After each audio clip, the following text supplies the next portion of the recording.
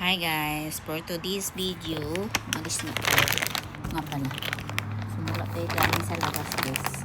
Bumili ako ng pagkain or pasalubong ng aso ko. So ito yun. Ang pasalubong ng aso ko, buksan natin kasi kakain itong mga to. Ito pa ako nakabihis.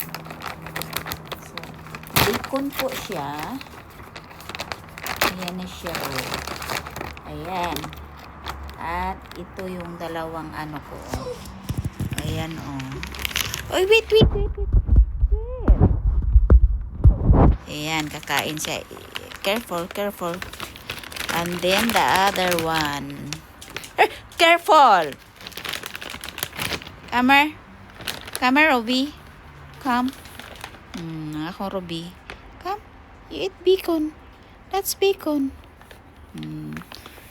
Medyo picky si Robbie. Yung akong Robbie. Hi, they're happy to eat pasalubong. Naubusan na kasi sila ng ano. Eat that one. You don't like pasalubong? Itong isa ko guys, picky. Nahawakan pa bago kakain.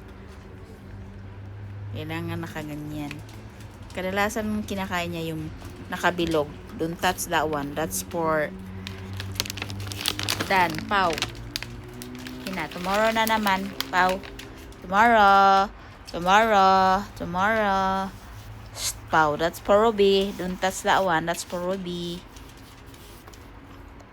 Sarap ng bacon. Ang bacon.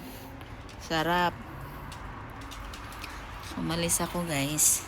Dahil nga bumili ako ng yung hinanap ko yung gusto ng iba kasi dito guys pag yung gusto may change gift nga kami, so ang gusto naman ng manager ko ay small piece lang ng kasi tinanong ko siya, ano bang gusto mo boss? Sabi ko, yung pala yung gusto niya yung yun nga, nagpunta ako sa Sephora, buti lang na nakakita ako ng sales. Charot. Diba kasi ang mahal ng Sephora. So, huwag maingay. Nakakita ako ng yung gusto niya. Sana magustuhan nga rin talaga niya. Kasi meron siyang gustong isang na pumunta ako sa Walmart, tag $8 lang para or $9. So, wala nga doon. Out of stock. So, hirap na hirap si ako. Sana magustuhan niya. Kaya naisip kong bumili ng pasalubong ng mga aso ko kasi wala na silang treat. So,